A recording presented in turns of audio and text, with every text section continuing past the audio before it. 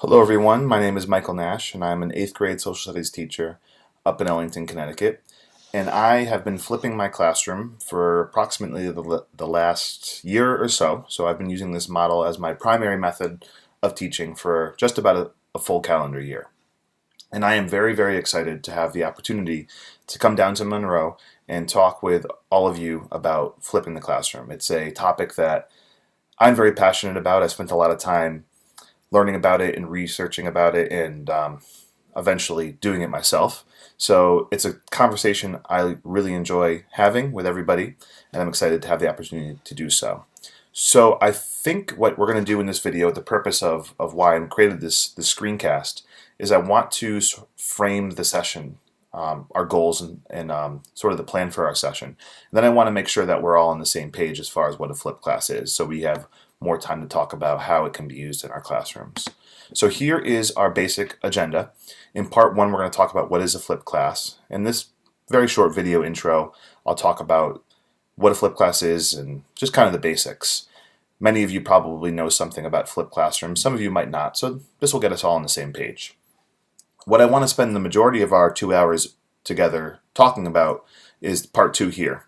How we can use this technology or this new method of instruction to transform our teaching and do cool things like project-based learning and differentiated instruction and mastery learning and all sorts of other different cool teaching techniques that we can do with the flipped class. And then finally, because I am a bit of a techie myself, and I know many of you probably are as well, I do want to talk a little bit about the tech stuff, how to make videos, how to host them, and then how to get students to access those videos. And I think that's important for wanting to get started with this model. If you leave the session and you're like, yes, I want to do this, the tech stuff will be an important first step in order to get started flipping your classroom, if it's something you decide that you'd like to do. Okay, so the rest of this video is going to be about the flipped class and what it is. And I'm pretty sure if you've talked to anybody that's flipped their classroom and you've compared the different flipped classes, you might have noticed that everybody does it a little bit different. There is no one way to do the flipped classroom. Some people flip their class all the time. Some people flip their class sometimes. And there's no really right or wrong way. But I do think that there are some core beliefs that make people want to use this method. So I have kind of come up with these 4 beliefs that I see in common between every flipped class that I've seen. The first one is that face-to-face time with students is precious, and it should be spent doing something other than lecture whenever possible.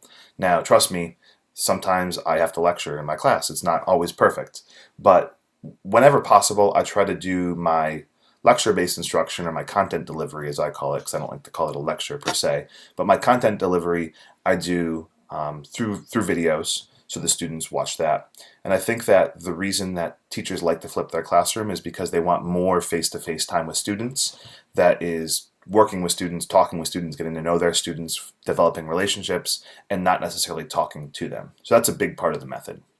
Secondly, the teachers that started this method, and this was a teacher-started way of teaching, and it kind of came organically from people thinking about teaching, is that teachers started to realize students don't need them to learn content. They don't need to be present. The students can learn content without the teacher in the room, which is kind of a crazy thing to think about. But back before the internet and back before computers, information was precious, and only a few people knew it.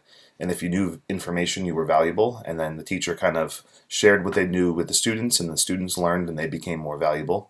But nowadays with the internet, anyone can learn anything pretty quickly. Information has become not so valuable. It's actually pretty cheap.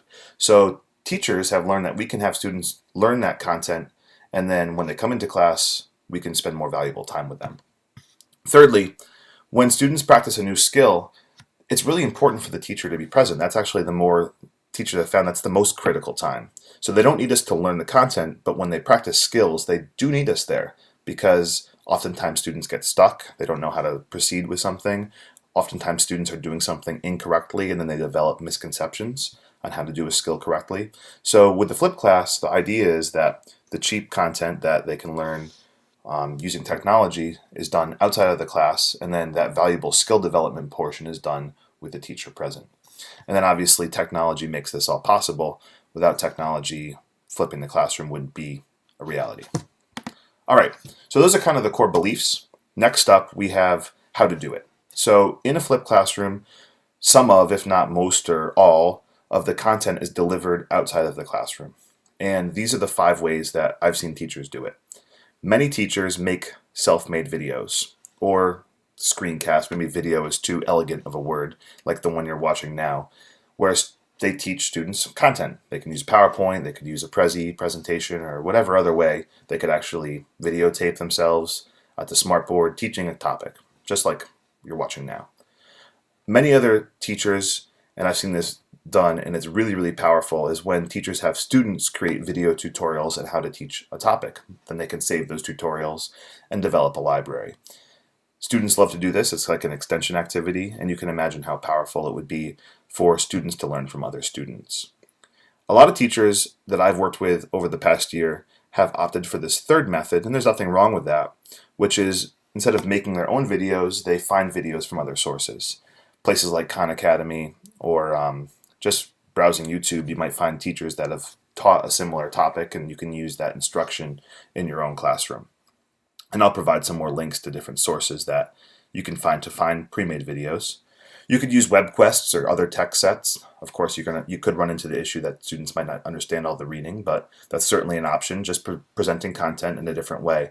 Then finally, whenever possible, it's great if you could Skype with an author or FaceTime with a museum curator or something like that. Whenever you can get an expert in the field to talk to kids about stuff, that would be ideal. Not always possible, but whenever, it's a cool idea. Okay, so now that students have some content knowledge, they're coming to class. If everything goes to plan and the students go home, they watch the video, then they come in the next day and they're ready to go with some knowledge about the topic. So because they know something about the topic, that changes the way we can plan our lessons. We can start off class and use the majority of class time to do things like discussions, debates, projects, experiments, group work, extension activities, formative assessment at the beginning of class, which is the greatest thing in the world because you know right away which kids got it and which kids didn't, rather than doing it at the end and then they leave and they're gone forever and you can't figure out what they knew and didn't know. Authentic tasks, writing letters to Congress, doing community service, and the most important thing for me personally as a social studies teacher is the literacy work that's now in social studies. They want us to teach content, they want us to teach writing and reading and all these things. A lot of the content can be done during the videos, so class time can be used to develop some literacy skills. Okay, so that's flipped classes in a nutshell, and I hope that you see that it can be and should be so much more than just doing homework at school and schoolwork at home. That's sort of how it got its name, but that's not really what it is. So for Tuesday, what I would like to start our session with, our 2 hours, is a conversation just kind of sharing one reason you're excited to try the flip. So I'm hoping that something I presented there may have sparked some interest and say, oh, that's kind of cool. I'm kind of excited to try that. And I also am quite aware that most of you, if not all of you, will be apprehensive to trying the flipped class for one reason or the other, as I was apprehensive when I first learned about this model. So I'd like to start just by a general sharing, have a little discussion. What is one reason you're excited and one reason you're apprehensive to trying to flip your class? So that wraps up this video. I'm really excited about Tuesday and about meeting all of you in person and talking with you about flipping the classroom. So I will see you all then. Have a good week, and I look forward to meeting you all on Tuesday.